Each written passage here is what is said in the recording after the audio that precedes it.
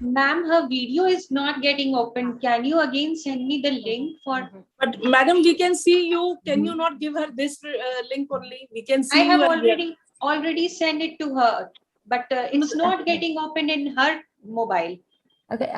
So there is some internet issue there because we can see you and hear you very well. Yes, yes, ma'am. Yes. Ma'am, she would be joining under which name? If you could just tell me the attend, I could also check with the attendee list. I decided to use that as an opportunity. YouTube live is started. Yeah. When I came coming up to appearance, I actually didn't do that. That option got taken from. Went through some difficult times in terms of being depressed, and then to the point where I kind of came close to having So, Ma'am, I think we're good to go. shall we start, madam, and let's madam join because we can see you and hear you. Can we do that? On stage. Ma'am, she is unable to unlock that. Actually, the problem is that from her side, the video is not being sent. It is not going. But the voice and everything she is receiving. I have sent it again to her. But again, she is unable to do that. Your technology team needs to admit her as a panelist because that's the same problem I also had. Yes, So ma'am. if the team can do something. Give me the name. What is the name of the Vice Chancellor? Please tell that. Her name is Honorable Justice Retired Mrs. Mridula Mishra. Yeah, so if you can admit her, then we can start. I didn't have. Again, I am sending it. I have sent it to her again. Yes, ma'am. Please give me the name so I can promote her. Vidya, madam. Honorable Mridula Justice Mishra. Retired Mrs. Mridula Mishra. I think I have promoted her. She's there. She's there. Okay. Ma'am, she's- please kindly, yes. And it's, Yes, we could see that. yeah, Thank you even so much, ma'am. Julia ma'am also, we have promoted to panelists. Technical team has to allow her video because it's the same problem. Yes, no, it's there. Yeah, now she's here. Ma'am is here. There, she's here. And Yulia, have you? Yes, yes, ma'am. Here she is. Good morning to all. Good morning. Good morning. Very good morning to ma'am. So, Very sorry I think we because start. Yes. Yes, Good yes. to go. I think coming out for the Yes. Namaskar and good morning to the 3-day international webinar conducted by the department, postgraduate department of history. Can we please mute ourselves, all of us? Friends and family. Hiten bhai, just look at it. What is this sound coming? Midlife. This is coming from Dia systems. Really think otherwise. Well, we didn't know when you gave. I think now we're good. Hello, colleagues. Hopefully I'm here and you can hear and see me. So Yes. sorry. But anyway, I'm so sorry. Once again, namaskar and good morning to the 3-day international webinar on human rights. To start with, the future belongs to those who believe in the beauty of their dreams, as stated by Eleanor Roosevelt.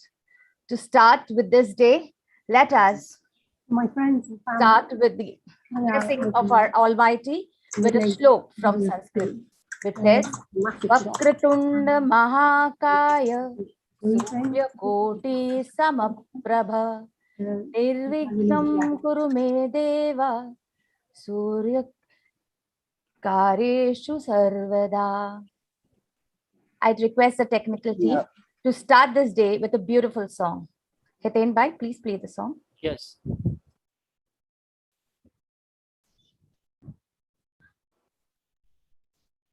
Thank you. That composition was of late singer Michael Jackson, where he spoke that the world can be a better place with a little love from each one of us. For this love, we go ahead and what the Universal Declaration of Human Rights said is right of life and liberty, freedom from slavery and torture, freedom of opinion and expression. To unleash this freedom and to get it in the present context, we introduce this webinar. I kindly request Professor Anjana Mishra to give the address.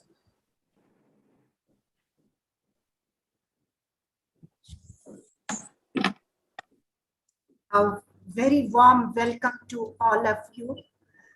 And today, like it's my privilege to give the concept note of human rights.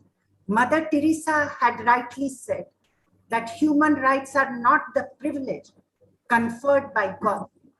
They are every human being's entitlement by virtue of humanity. During the pandemic, everyone's rights got violated one way or another. Quite a few skilled workers lost their jobs, and jobless, unskilled migrant laborers had to move down to their native town in search of food without any means of transportation and basic amenities. Sex workers, transgenders, whose occupation and livelihood is through common people, had to be confined to home. A large number of people perished due to hunger than of COVID. Patients, despite having the support of doctors, nurses, and healthcare staffs, were deprived of basic facilities because of the ignorance about the new virus. Students, teachers, lawyers, women got affected due to this virus. The conferences, the outcome of this long discussion and contemplation of the scholars of Sri M.D. Shah Mahila College under the aegis of its principal, Dr. Deepa Sharma. And because of that, we thought about this topic. These types of conferences and seminar are very fruitful in academia. It provides networking for future collaboration, publication, socialization, and exchange of few ideas for future policy formulations. The title of the conference encompasses every section of the society of the world in general and India in particular. I'm honored to announce that we have received quite a few papers, and out of which, like in this conference, like the screening committee, we got near about more than 60 more papers, and out of that 60 papers got selected and related to human rights and violation during COVID times. The research papers are from different parts of India, that is Jammu, Himachal Pradesh, Punjab, Shillong, Guwahati, Nagaland, Bihar, UP, Kerala, Tamil Nadu, Karnataka, Telangana, Rajasthan, and Chhattisgarh. In this conference, there are scholars not only from different parts of India, but also from different parts of the world. We have Dr. Yulia from Ural University, Russia. I welcome you, ma'am. Dr. Dia Denmar from Copenhagen, Denmark. Dr. Suthera from Cambodia, etc. I once again welcome all the resource persons, scholars, participants of the seminar. It's glad welcome we bring to you this morning, filled with desires, hopes, and dreams we all share about human rights. I'm sure 3 days conference would be beneficial for all of us, as important issues will be debated and discussed. Interactive session would surely enrich us directly and indirectly and steer us to reach the desired outcome. So thank you very much, and I welcome once again all of you. So Thank you, ma'am. I'd now request Principal Madam Dr. Deepa Sharma to kindly welcome the guests and dignitaries on the dais and off the dais. Dr. Sharma is a major with human development. She's been the principal of our institute for the last 17 years, and all the progress getting in the new age courses and integrating the new technology into the standard stereotype education system. Dr. Sharma is the head for quality circles, and she introduced this concept of quality circles in education. Over to you, Dr. Sharma. Thank you, Vidya. Good morning. A very hearty welcome to our own who had come earlier to our college, Honorable Vice Chancellor of Chanakya National Law University, Justice Mridula Mishra Madam. Our own person, Dr. Meera Desai, she is the patron of this conference and very, very busy right at the moment because she is the only one of the very few ones really managing the helm of affairs at the university right now. Still, I'm thankful to her for making time for us. We also, like Ranjana said, we are going to have many people from across the country. We have Dr. Yulia. Dia is a dear friend and has been there in our for different programs to our college earlier also. For the valedictory session also, we are going to have our Director Board of Examinations, Dr. Sanjay Shedmake and Dr. Real Sothers and Dr. Saikya. Now, this conference is only possible because of the dreams of many people. The chief among them is our own president, Dr. Mohan Bhai Patel. Although he's an industrialist, he's an engineer, he's a science background person, but his deep interest in history always motivates the teachers from all the our postgraduate and undergraduate department of history to continuously taking up new projects. So this is another area where he is very interested. So a big thank you to Dr. Ranjana Mishra and Dr. Priya from Patna University for making this happen. And of course, there are behind the curtain workers. We have Prabha Shankar here. We have Vidya Desai and so many people who are going to make it happen. This, I would say, the title itself, that the subject of discussion is extremely apt and befitting these times, because just now what the video said, what can we do to make the world a better place? Because all of us are doing our bits to the society. Collectively, can we think of something? Collectively, can we decide on a policy? Can we make a work task force? Something like that, I think, should be the outcome of this 3-day international conference. Because when we discuss, there should be some action to support our discussions and our thoughts. So here's wishing a very, very successful conference to all the organizers, and a big thank you to all the people who have come here, Dia and Zulia and our own Madam Mishra. So thank you all. Thank you. Thank you, ma'am, for always inspiring us to do better. I now request the Vice Chancellor of Chanakya Law University, Patna, Honorable Justice Srimati Mridula Mishra, to kindly address the gathering. She is amongst our chief patron. She was the former judge of Patna High Court, graduated with economics honors from Patna Women's College, Patna University, completed her LLB from Patna University. 1982, she joined the legal profession and started practicing as an advocate at Patna High Court. She was appointed as government pleader for the state government. In the year 2004, she was elevated to the bench as a judge of the Patna High Court. After her retirement in the year 2011, she was appointed as chairman of the Bihar Land Tribunal. She continued as a chairman for the tribunal for 5 years. In March 2018, she has been appointed as acting vice chancellor of Chanakya National Law University, Patna. Over to you, madam. Thank you very much. So first of all, I must welcome all in this 3-day international conference on a very, very relevant topic like human rights, legal and social perspective during second wave of COVID.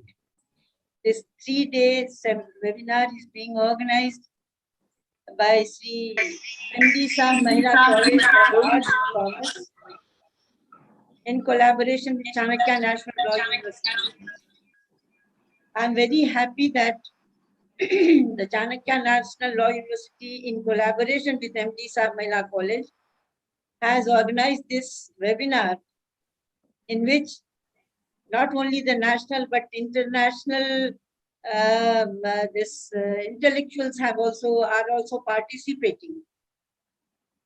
We all know that in March 2020, for the first time, the World Health Organization declared that a pandemic like COVID-19 has spread in Wuhan in December 1918 itself, and because of that, the pandemic started spreading in our country sometimes in March. The first time when this pandemic started, then we all were unknown. No one of us were knowing that what was the impact of this. And suddenly the lockdown was announced by the central government just to check the spread out of this disease. And this lockdown created, I must say, the severe impact on all people living in this country. Maybe the doctors, the lawyers, the physicians, the teachers, students, young people, old people, transgender, anyone, laborers. And that was due to the lockdown. What happened? The first concern was the health, because people started being affected by this disease just like in the lightning manner. It was spreading throughout this country, and we were not prepared for this pandemic. The health infrastructure was not sufficient to cope with the number of the patients, the number and the medicine and several the equipments. We lacked everything, but slowly it was done. But the most, I think that the serious impact which was faced in the first phase, that was by the laborers. Due to the sudden lockdown, their employers stopped making payment them the salary, and whatever they had, they thought that this is not sufficient to continue in some other states where they were actually depending on their day-to-day working. They all started on food for their native places, but some social persons interested in social work, they came on front, and they have managed that slowly that first phase was out, and we started feeling that again we have come in a normal state of affairs. But that was just a dream, I think that illusion. Thereafter, suddenly the second wave came. This was more drastic. This second wave I don't think that there is any family who have not lost their near and dear one in this disease. Several young people, there's a valuable life of several young people was lost. But what happens that this created such, I think that the legal, social, this humanitarian aspect, you see that the employment, you see that every right, you say that just now you have said that human rights is not something which is given to us by anyone. This is the right with which we come in the world. When we have taken birth, we come with this human right to live, right to liberty, right to this freedom of thinking, freedom to do anything. And this freedom, human rights was also declared by internationally what happens? Every right is there. But if the circumstances is not good, if circumstances are such that you are not able to exercise your own right, legal right, constitutional right, social rights, every right, you can't do anything. And what the main this most prominent aspect of this COVID-19 second phase was that health, because we all know that what was the scarcity of oxygen. Everywhere people were dying because they were not getting medicines, they were not getting this oxygen, there were no beds in the hospital.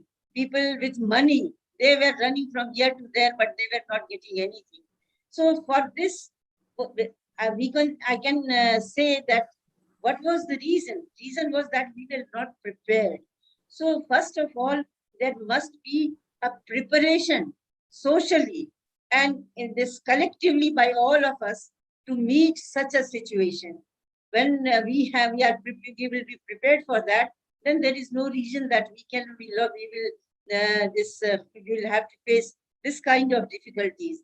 So doctors were not available. The health workers, they were also getting infected by this disease. So everywhere was chaos. The schools, colleges, universities, that all the universities and colleges are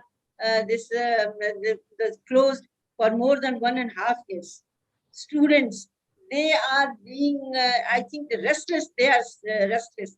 Being the vice chancellor of the university, which is a residential university, every day I receive lots of mail from the students that, madam, we want to come in the campus. We are just wasting this precious years. I understand their anxiety, but what can I do? The first priority is the health. If health is affected, then everything will be gone. If we are healthy, we can avail our rights later on. So most of the time, I have to make them understand. So sometimes they are angry with me also that I am not doing anything for them, because I think that if the students are not here in the campus, so we are very comfortable. We are not facing so many troubles. But that is not the actually correct situation. Situation is that they are young. They don't have that experience that we have got. We know that, yes, you are losing 1 year or 2 years of your precious life. But if you want to live longer, if you want to do anything, for that, the first thing is that you must be healthy, and that should be given priority. So far, this access to justice is concerned, I know, I was a lawyer, I have been a judge. I know that if the courts are closed, if the courts are not accessible to the general people, what is the situation, and what that creates actually a very serious problem to the general people. What is happening? Because of this pandemic, the courts have become virtual everywhere. The courts are not functioning on the physical mode. And in the virtual, the running of the courts, initially there was no such facilities everywhere in the courts that has been now provided. But the number of cases which is being decided, that is not equal to the number of cases which used to be decided earlier.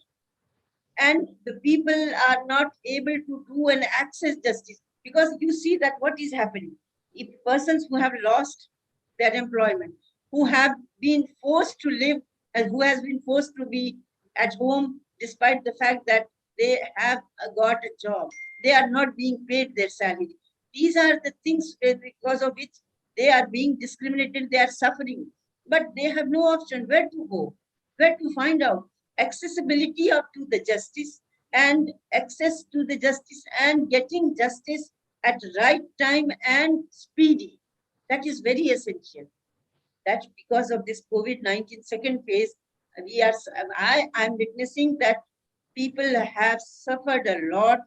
They are still suffering. I don't know that till what time we will continue with this situation, because once upon a time, 100 years ago, when there was this Spanish flu, So for that, I have read somewhere that it took 5 years time. Then the things became this normal. 5 years is a long time.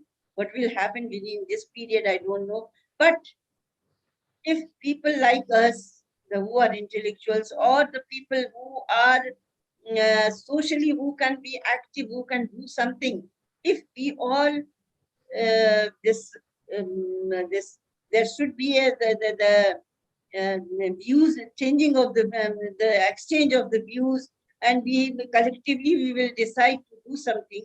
And if we will be collectively prepared for all meeting all this situation, then in future we can do anything. Because so I know that when because of pandemic, the people who have lost their job, what is the situation in their family, and that creates the most I think that the sufferer, who is suffering more, that is the woman, because the husband is not bringing in money, he is always annoyed, and that creates a situation in the family where the harmony is not there.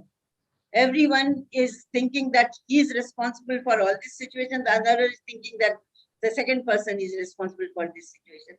These are the practical matters which we all know, we all are witnessing, and we all have a responsibility, social responsibility, to do something to meet such situations.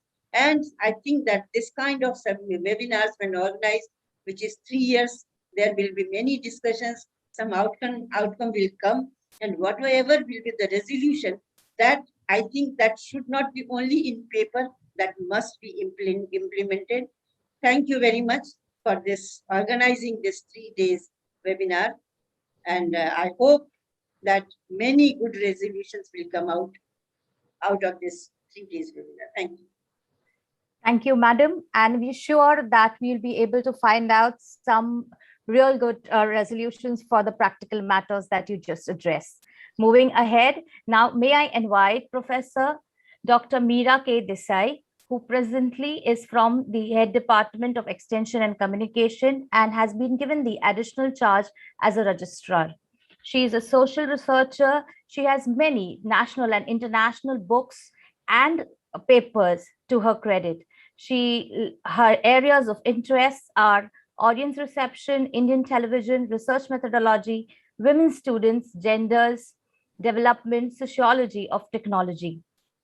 She's headed various organizations. To name one is Times of India, Ahmedabad. She's worked in the capacity as a researcher, scriptwriter, anchor, and even a blogger.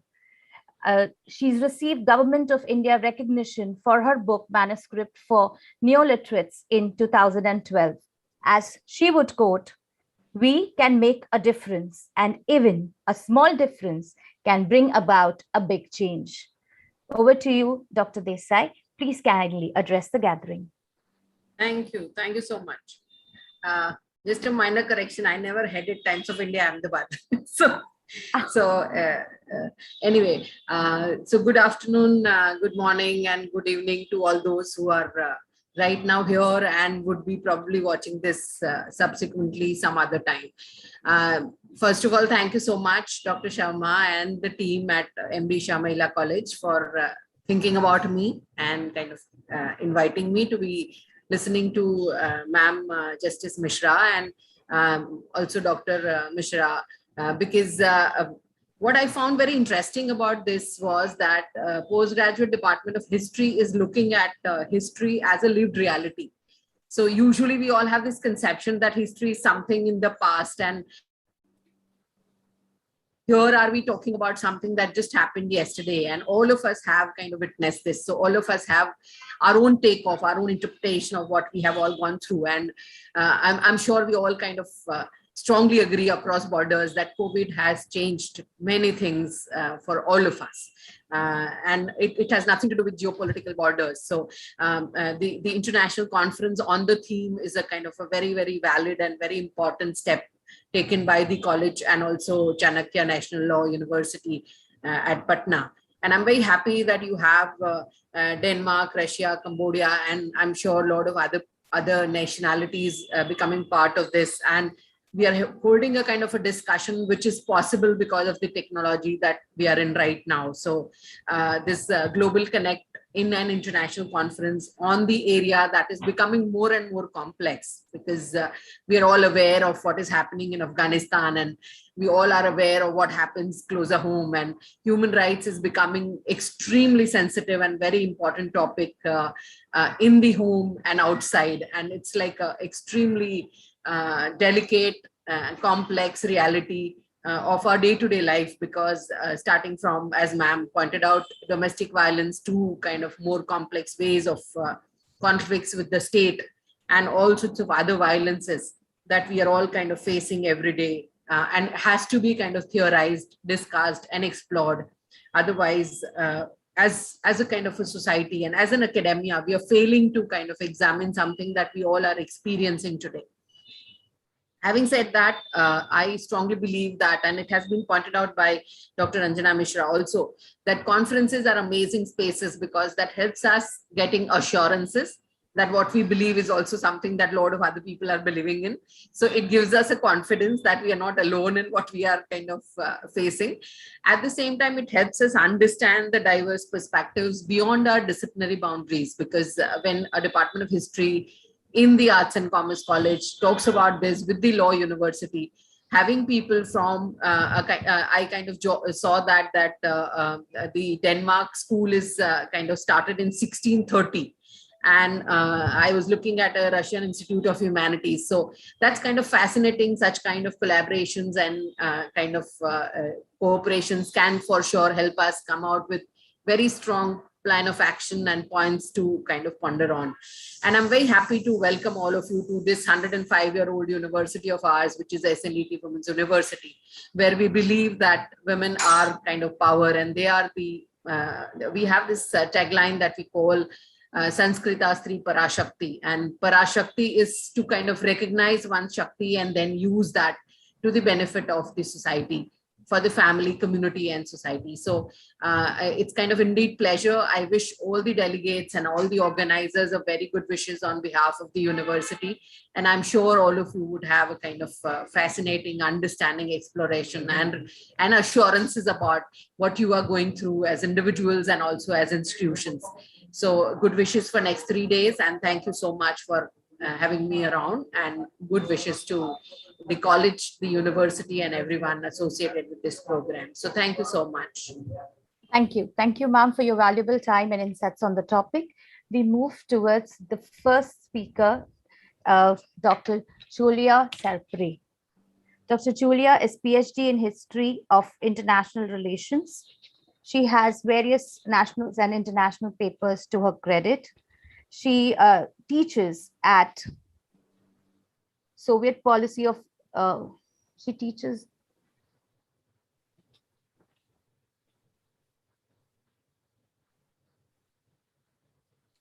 Julia, can you chip in? Where are you teaching? No.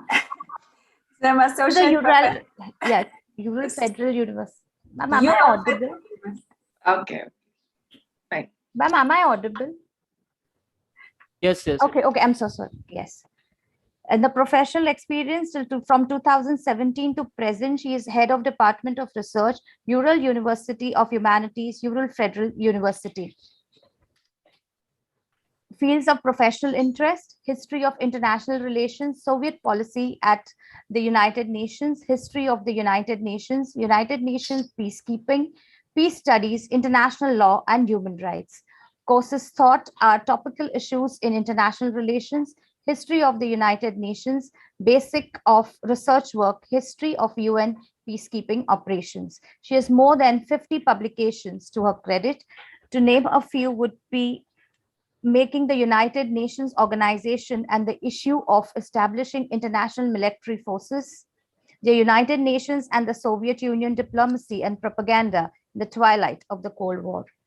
I may please kindly request Madam to address the gathering. Thank you so much, and I'm very excited to participate in such an event, because here in Russia, in the middle of Eurasia, because you know that the Yekaterinburg stands on the Ural Mountains, which separates actually Asian part, from European part. So, but being in the heart, I would say, of Eurasian continent, we also feel kind of distance, and we feel that our ties are broken, and we are thirsty for discussion and for cooperation. And so I'm happy to be here and to to share some of my ideas and observations about the public debate in Russia around COVID-19, and just to give you just a small idea about the chronology and about how the COVID-19 unfolded. I prepared just a small presentation, and I'm trying to, if I may, of course, the presentation. So just to show you kind of timeline to make my idea more clear and sound. So the outbreak of COVID-19 pandemic divided life into before and after, and novel coronavirus challenged the global economy, public health system, and everyday life.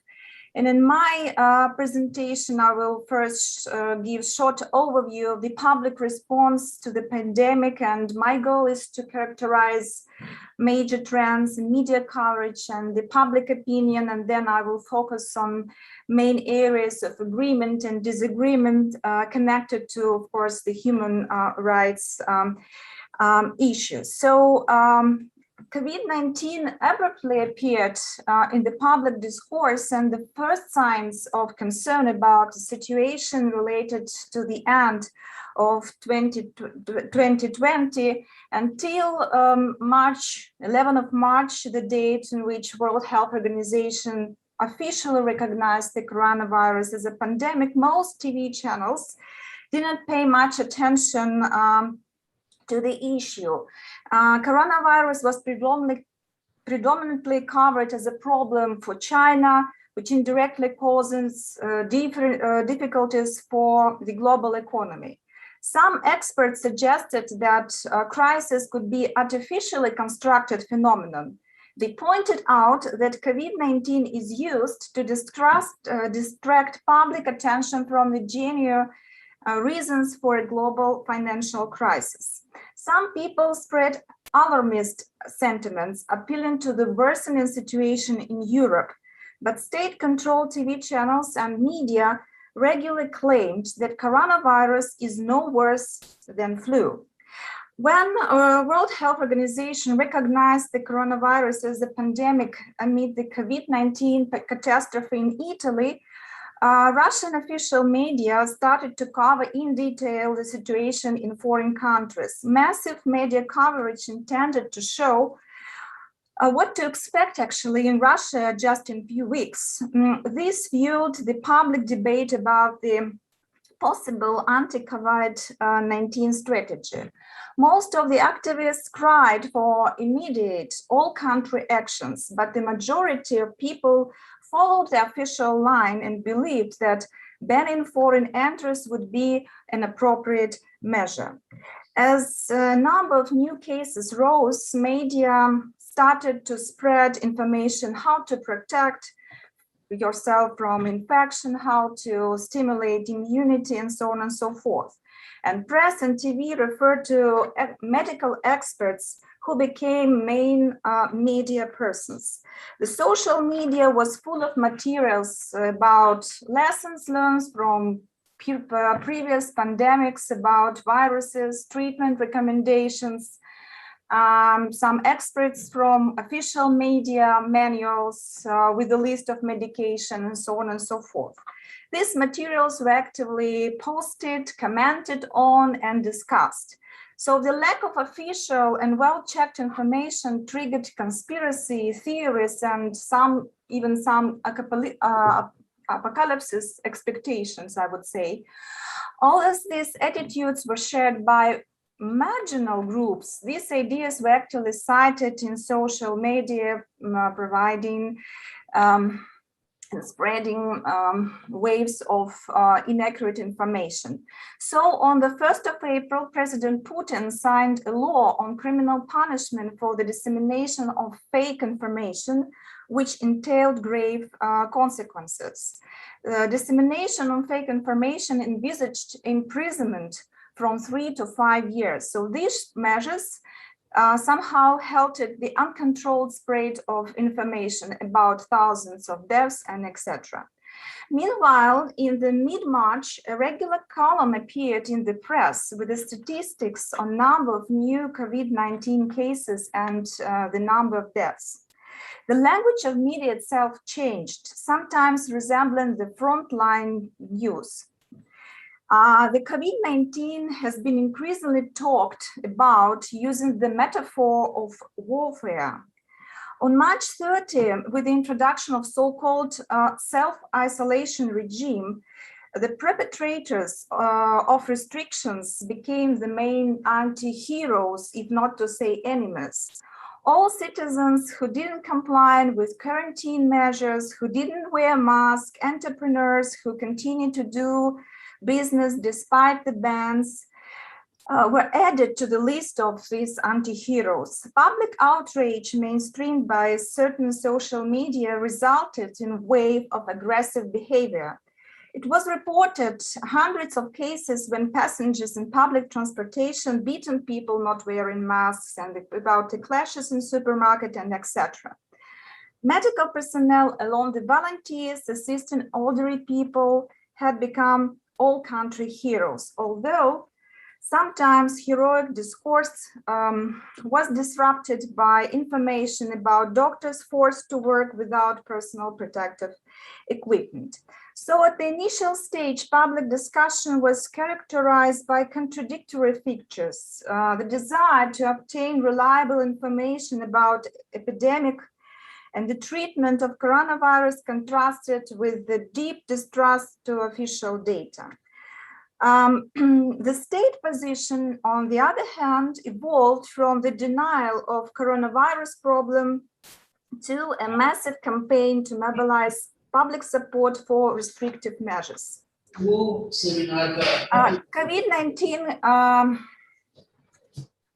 to the restrictive measures. So after you can see, if you look at the timetable, you see that most of the most tough measures, restrictive measures, of course, focused in Moscow, because only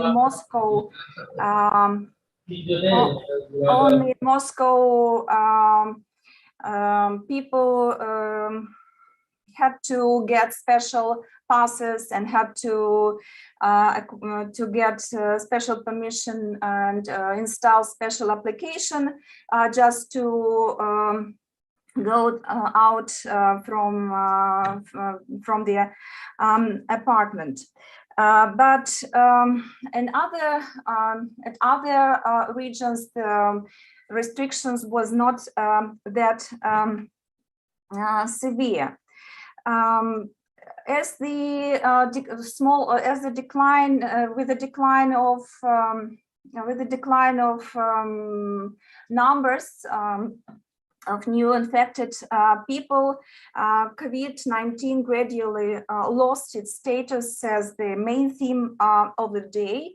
So this period starts from the end of May 2020, although official media recognized high danger of COVID-19, but the main thesis broadcasted by media was related to the fact that Russia is gradually recovering from epidemic, and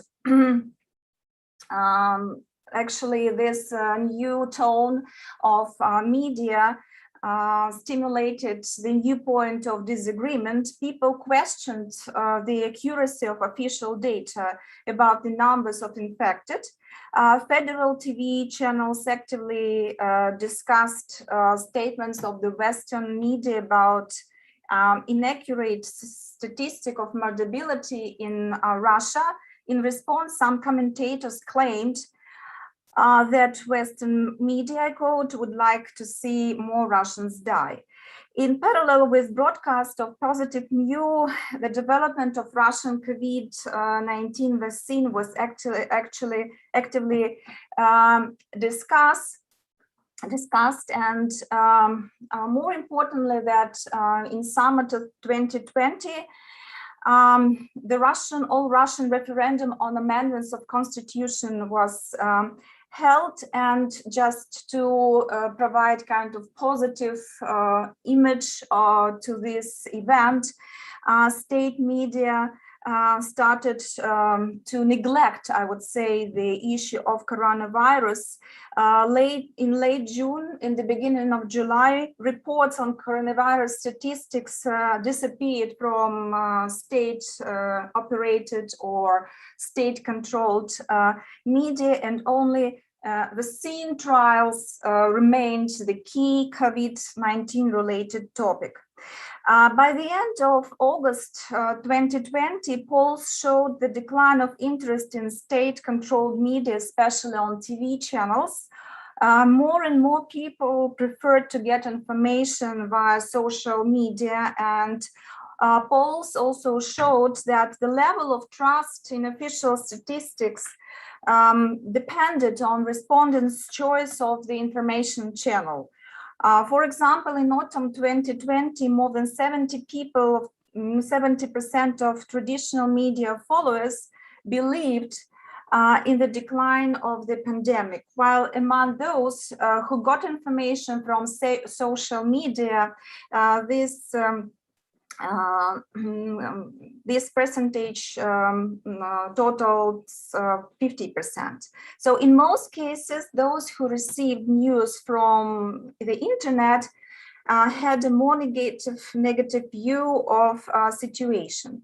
With the beginning of the second wave of the COVID-19 in autumn 2020, state-controlled media had to admit serious drawbacks in the public health system. Regional authorities promoted a more open way to communicate with the public by organizing regular press conferences and interviews. But even in the darkest days of the COVID-19 second wave, TV channels concentrated on issues of new vaccine, Sputnik V, its progress in trials, process of manufacture, and so on and so forth. So by the end of 2020, vaccination became the key topic, thus fueling public debate about legal grounds of compulsory vaccination. So what about public opinion? What did Russians think about their life in 2020? So of course, now we just have some materials and samples, but if we were to refer to the latest research on the matter, we'll see that, of course, almost all people showed pessimism, and according to the polls respondents, almost all mark a drop in life level and note deterioration of moral state of society, the deterioration in the sphere of rights and freedoms, as well as the situation in the field of culture and art. A new kind of configuration began to take shape in terms of pessimistically minded groups of people. By the fall 2020, polls among residents of two Russian capitals, St. Petersburg and Moscow, showed the highest rate of pessimism. Polls among young people also showed the same results. So usually, if we refer to the history, we could see that that capital cities and young people, they are most optimistic. But here is the vice versa, because these groups most painfully experience the COVID-19 crisis. But if we trust our sociologists, they believe actually that current situation is not a crisis, but a pre-crisis. Yes, the general assessment of situation in country that had experienced lockdowns and 2 waves of pandemic is far from the best, but they cannot be called the worst. So that is quite short, I hope, characteristics of this public coverage and public opinion development. But if we look at the most the hotspots, I would say, if we look at the most painful topics, of course, most of these topics would be connected with pandemic. And here you see Yandex, it's like a Russian Google because it's a very good search engine for in Russian language. And you see that among the most popular queries are quarantine, the pass, and constitution. So these words, they constitute, I would say, the most painful issues. So, and the first, you see quarantine, and of course, it's the kind of discussion about the grounds and legal grounds, limits, and consequences of so-called self-isolation regime. So, the imposition of additional restrictive measures during pandemic, of course, has necessitated new legislative acts and political decisions.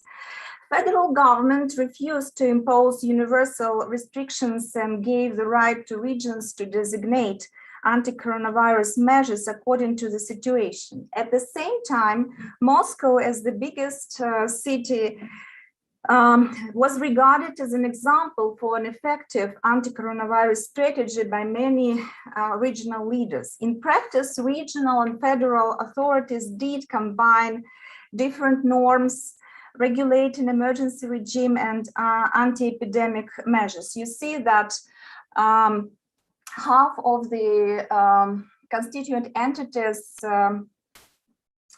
used the regime that recognized the first major situation, others didn't. So this also resulted in some heated discussion among the authorities and businessmen. But if to refer to the public reception, I would say that majority of people believe that the model chosen mostly was adequate to the threats posed, and as it had a less negative impact on the economy than a state of emergency. There also were certain doubts about the compliance of normative acts of the heads of the subjects of the Russian Federation with constitution. Many experts stated that restrictions imposed by local authorities, especially in Moscow, affected the constitutional rights of citizens and therefore may only be imposed by the federal law. Also, federal government was criticized for leaving regions alone, for the absence of the consistent policy. Media and human rights activists also criticize authorities for expansive interpretation of the provisions of legislation, especially concerning the regulation of mass events. For example, police officers interpreted single pickets of opposition activists as mass meeting. That were actually prohibited. So they detained opposition members, took them to the police stations, and it's a kind of strange situation. Then presence of citizens in crowded police cars for several hours, of course, created a much higher risk of COVID-19 infection than a single picket on the open air. The constitutional referendum that I already mentioned, which took place in July 2020 gave rise also to a public debate. The constitutional referendum was held in Russia during the very period of COVID-19 restrictions. Of course, some measures were taken to prevent the spread of disease. These measures included extended voting period, providing polling station workers with personal protective equipment, encouraging social distances. But despite these measures, a number of new cases peaked in many regions soon after the referendum. Opposition leaders and activists questioned the necessity of a referendum and criticized authorities for a policy of double standards. So the state-operated meetings were okay, but the opposition meetings was regarded as the major threat to the epidemiological situation. The public discussion, of course, didn't limit to the politics of restrictions. People also focused on the efficiency and scale of economic measures. Businesses suffered from lockdowns, drop in household income at first. Federal government provided support only to major companies and big corporations that stimulated discussion about appropriate economic measures and scale of financial support. Activists, business ombudsman cried for more structured and universal program of support. Communities called for direct support to the families and households to stimulate demand, and opponents and proposal of so-called helicopter money clashed on TV channels and in comments on social media. Pandemic restrictions also resulted in labor rights crisis. The government introduced of so-called non-working days, but didn't compensate labor costs for businessmen, and this decision also was questioned, especially questioned the legal grounds for their decisions. COVID-19 also affected the religious sphere. Legislation of Russian Federation guarantees freedom of religion, including the right to perform divine services and other religious rights. This right, actually, the religious rights can be limited only by federal law and cannot be halted in a state of emergency. But in spring-summer 2020, social media reported numerous cases of imposing bans on rituals. These caused serious conflict among regional authorities and the Russian Orthodox Church. A wave of public indignation rose, but in official discourse, the Moscow Patriarchy and federal government had maintained agreement on COVID-19 restrictions.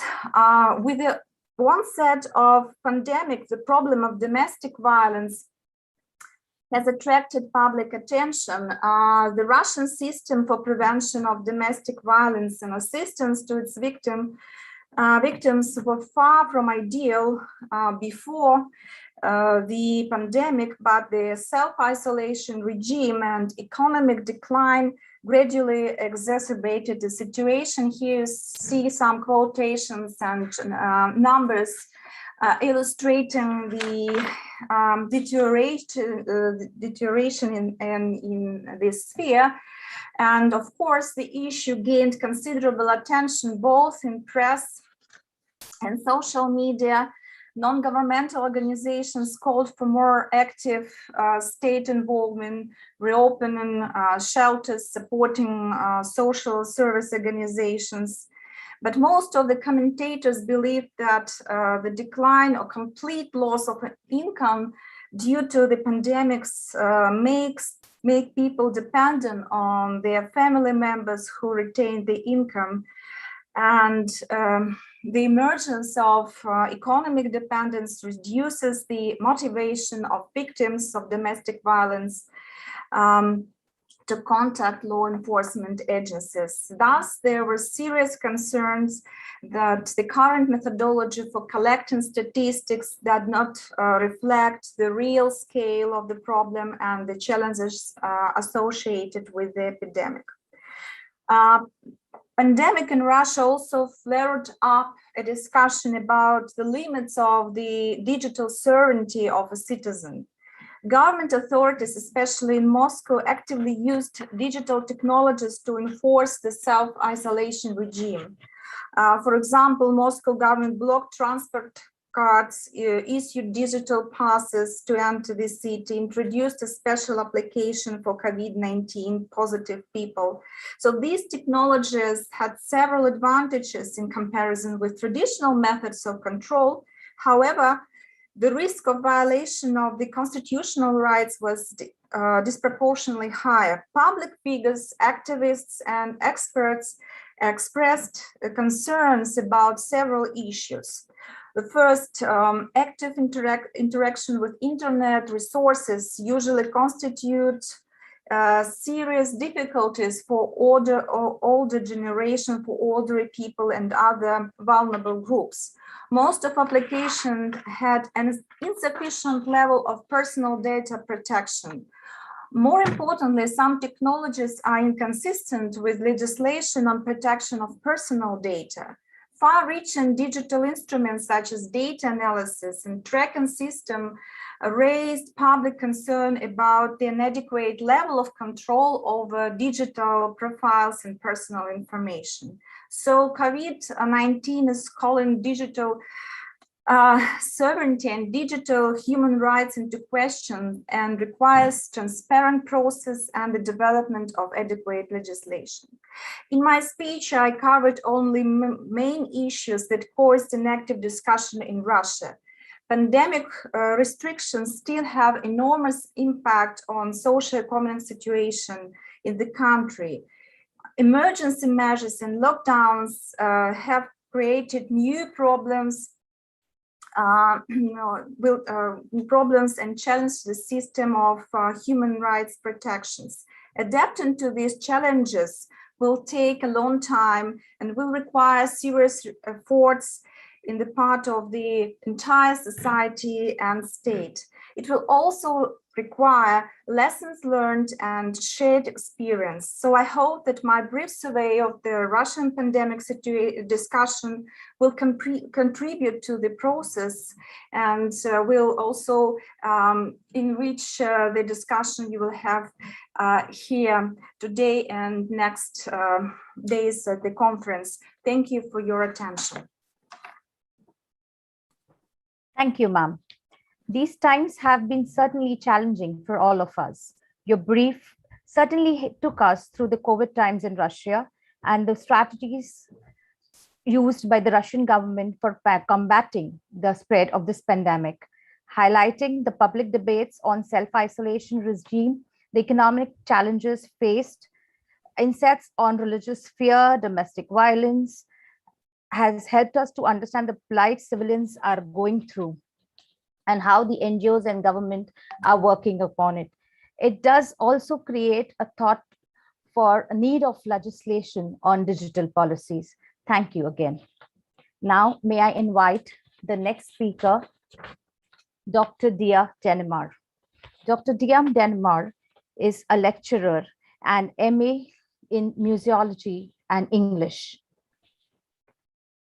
Her formal education consists of musicology, English language, and literature. Dr. Dia is from Denmark. I invite Dr. Dia to kindly share her inputs on the subject. Thank you.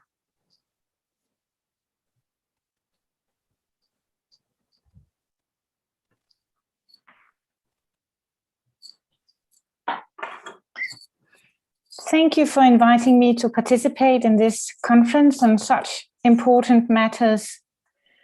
I have a long-going friendship with Madam Deepa Sharma and Madam Vandana Mishra, and thank you very much for maintaining our friendship. because there are also students participating, I would like to start on a very sort of general note and explain a little bit about my country. So to give you an idea before I really start. But my two main points will be the human rights in Denmark and discrimination in Denmark against women. Yes, so I live in Copenhagen, which is the capital in Denmark. And Denmark is a very small country compared to India. Actually, it is 76 times smaller than India. So you will see it's a very small country.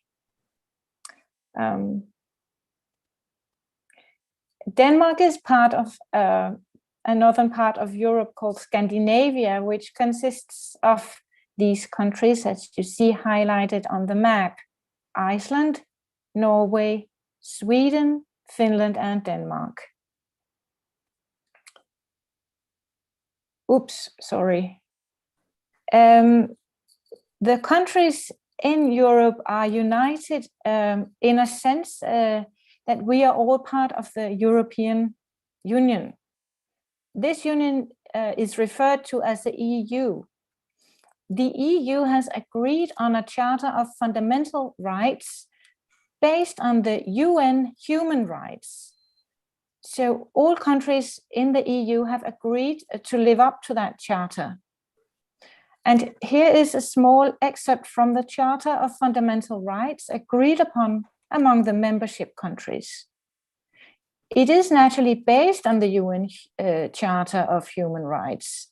But let's look at Article 22. Cultural, religious, and linguistic diversity, suggesting the Union shall respect cultural, religious, and linguistic diversity. So membership countries must do the same. And as they must honor Article 23, equality between women and men must be ensured in all areas, including employment, work, and pay. The principle of equality shall not prevent the maintenance or adoption of measures providing for specific advantages in favor of the underrepresented represented sex. Especially Article 23 is worth noticing, and I will get back to that when I talk about women's rights in Denmark, as these rights are interpreted differently in Denmark from the way it is interpreted in, for example, Norway. In Denmark, we share the thought that children who begin to think about others with understanding and compassion grow up to be understanding and compassionate adults. So we are born free and equal, as stated in Article 1. But the bringing up of children leads me to Article 26 in the UN Human Charter, as we have free education in Denmark. So all children must attend school for 12 years, and they are encouraged to study, which is also free and even funded with a government grant. So to support the young people while they study, and so they don't have to work as much. So in Denmark, all people are entitled to an education. Of course, these social measures also evoke a feeling of duty to the community in Denmark. In Denmark, we have a female prime minister. During the pandemic, she has addressed the Danish people many times, appealing to our community spirit, which is a translation of a term she invented in Danish called samfundssind. So community spirit is not a legal term. It is not a term stated in any charter. It is a term invented by the Prime Minister, hoping for us to follow orders without legal foundation. Before people had access to disinfectant and other protective equipment. Some people felt tempted to help themselves from hospitals, and this was fined very severely with an introduction of emergency laws and emergency acts, giving double or even triple fine for penalties committed to the COVID-19. Demonstrations towards the restrictions were still allowed. That's Article 20. It was still honored, but flurry and riots towards the police were doubled or even tripled. And this exactly because the people in Denmark should support democracy and our community spirit. Of course, I must emphasize the country is or was in a state of emergency, as are all countries. And so the acts could be introduced outside of standard procedure. So this was just a brief attempt to explain the situation in Denmark for our human rights during the pandemic. I will now touch upon discrimination as well. In Denmark and Scandinavia in general, discrimination against women is more disguised than it is in other parts of the world.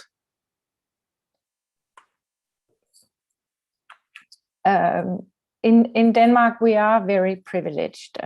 We are given a lot by our democracy, and we are, on the other hand, brought up to honor the term that the French 17th century philosopher Rousseau would define as the sovereign.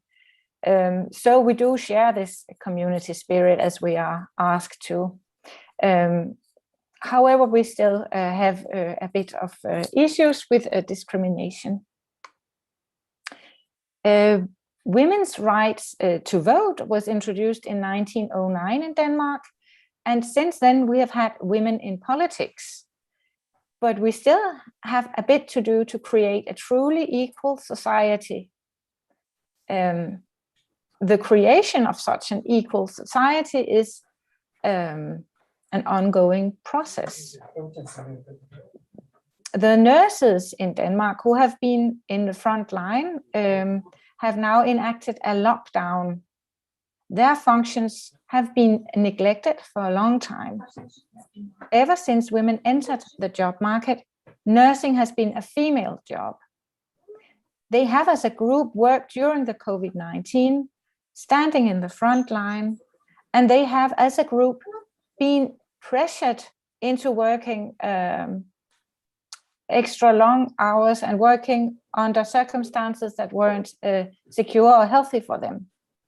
They have not been recognized, and they should be recognized. They fight for this now.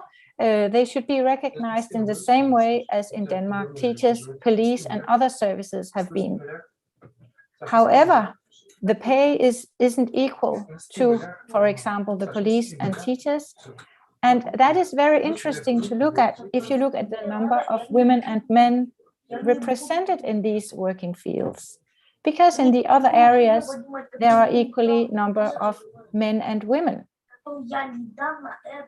Equal pay is easier to fight for in jobs possessed by both women and men.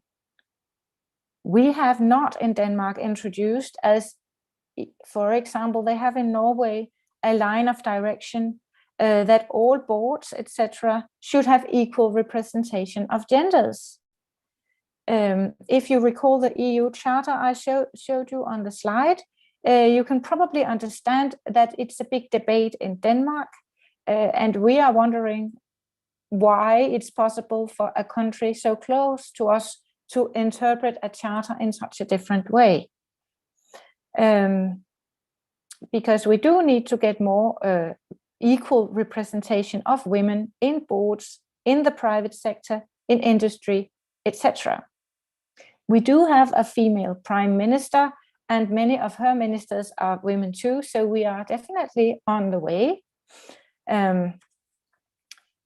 the social media has played a very important role in making women realize that some things still can get better. And social media has also helped women realize that they should not put up with everything at work or privately. There has been a rise in the Me Too campaigns during the COVID. This rise, of course, has been all over, but also in Denmark.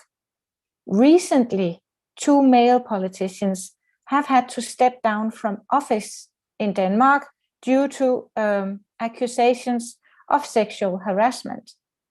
And our national radio station has had lots of internal disputes, some ending in male leaders having to leave their positions.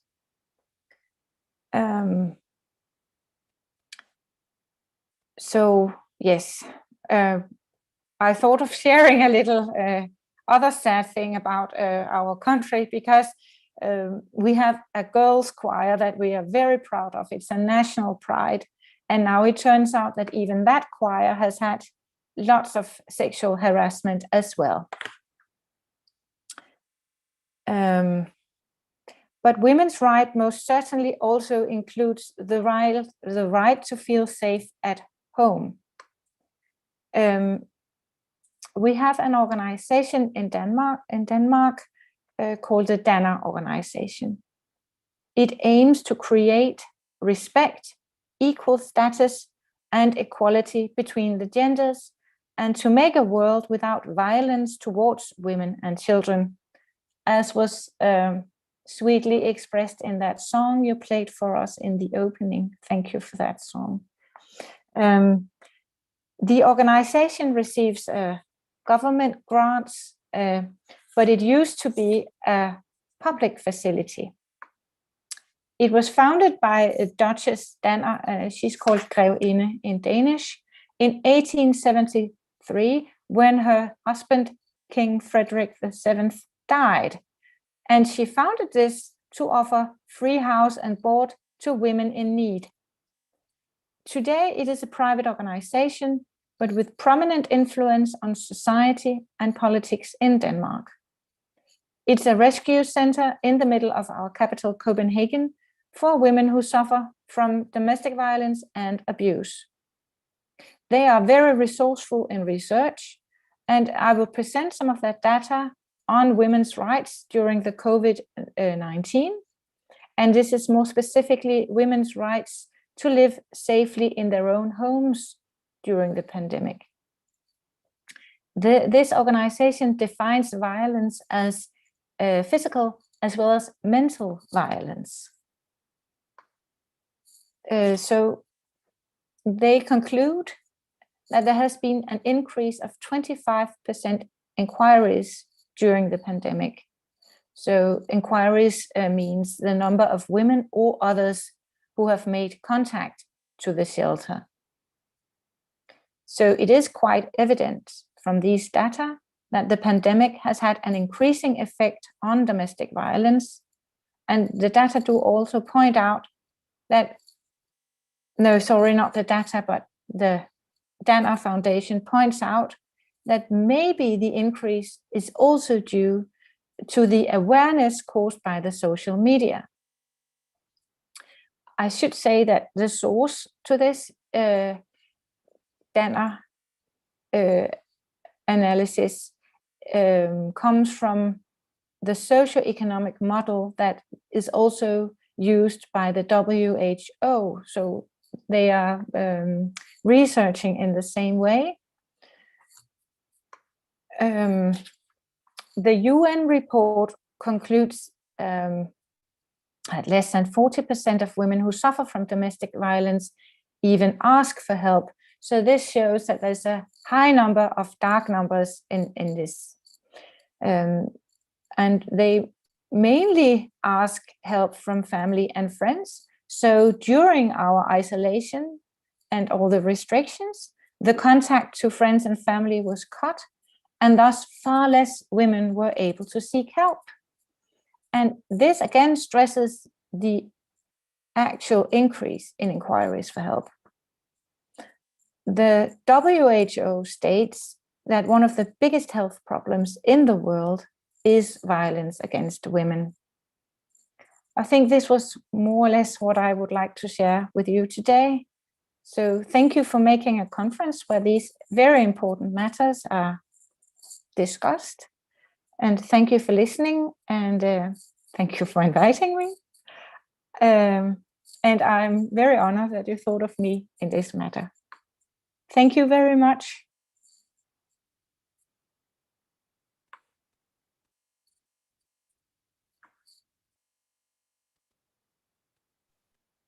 Thank you, ma'am. I'd request Dr. Prabha Ravi Shankar to give the concluding remarks on the paper. Yeah. Thank you, Dr. Vidya. Respected dignitaries on the dais and off the dais, learned professors and colleagues, and my dear student friends. I have been given the pleasant task of proposing the oath of thanks and to make the concluding remarks. On behalf of the Postgraduate Department of History at the M.D. Shah Mahila College, as well as on behalf of the Chanakya National Law University of Patna, I would like to express my humble pranams and gratitude first to the venerated President of the Janaseva Samiti Sanchalit, Dr. Sri Mohan Bhai Patel, an accomplished scholar who had always encouraged us in all the college events, especially in intellectual exercises such as national and international seminar or even local seminar. His greatness is that not only he provides us with warm support, but also gives us his intellectual output. We can say that he has been literally a walking encyclopedia. He delivers thought-provoking lectures also. Unfortunately, today, because of preoccupation, we missed his very, very intellectual addresses. We are grateful to you, sir, for being present at the inaugural session of the conference. I'm also extremely thankful to Dr. Deepa Sharma, the principal, the dynamic principal of our college, whose loving words of encouragement and warm support has encouraged all the departments, including undergraduate as well as the postgraduate departments, to always indulge in productive seminars. She is a solid pillar of support, not only to all the departments, but also to every teaching and non-teaching faculty in the college.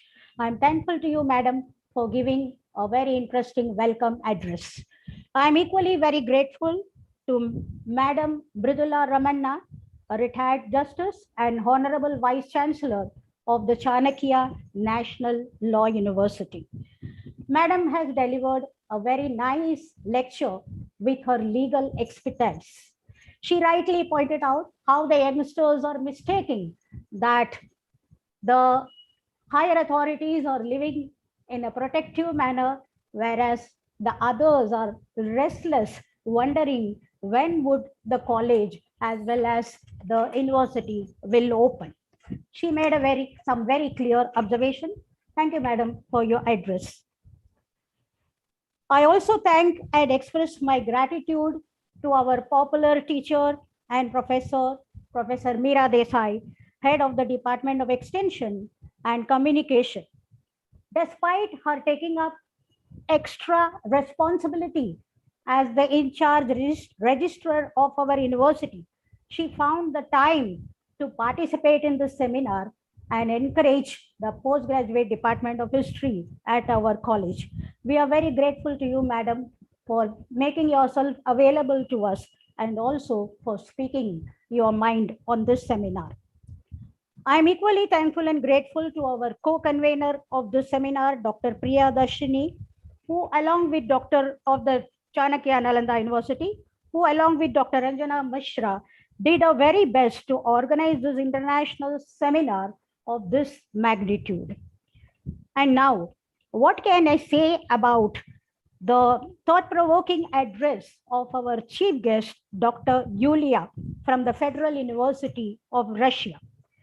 She made a very nice, neat and clean and precise PowerPoint presentation, which was just an intellectual treat in her address, she gave us a lot of inputs about the distant Russia. And we in India, who had always considered Russia as our friend, we really got a very clear picture, arranged neatly in a precise, clear, and chronological manner, which is very important for the historical purpose, about how this COVID started and how did Russia manage to deal with this particular pandemic. We are also equally grateful to the other speaker, Dr. Dia Denmar from Denmark, whose expertise and knowledge on the topic of the seminar gave us an insightful picture into the human rights problems in these days of pandemic.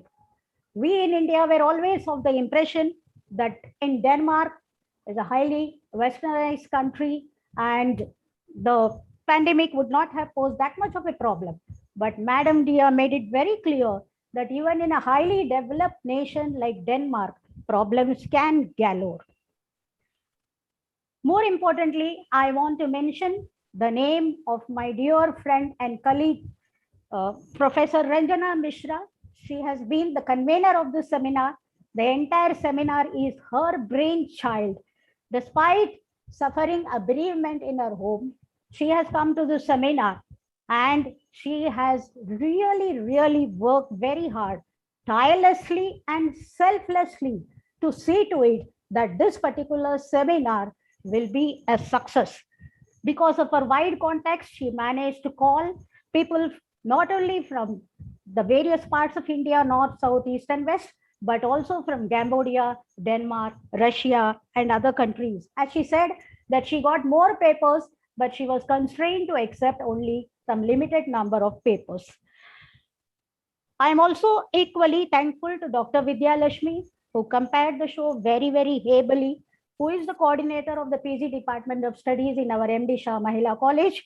And she has also been a pillar of support to all the other departments. And she is always a very warm and good friend.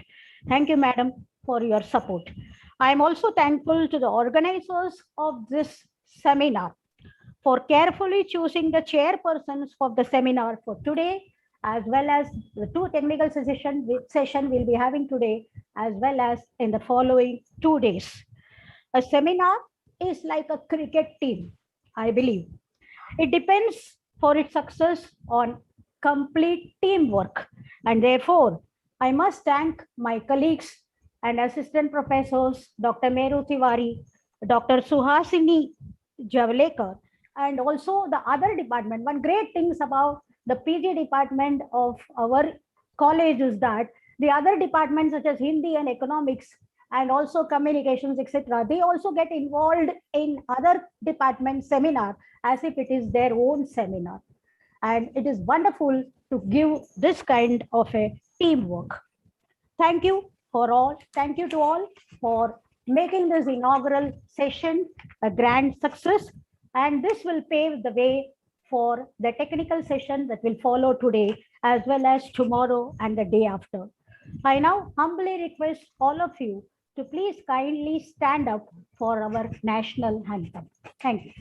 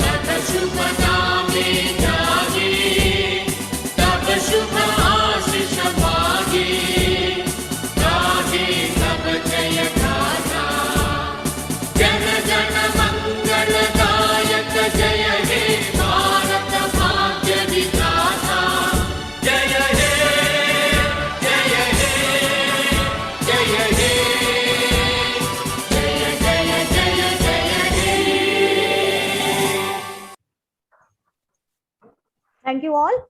And I humbly request all of you and make the announcement that please be present here 2 o'clock at 2 p.m. Indian Standard Time sharp for the beginning of the first technical session. Thank you. Thank you. Thank you.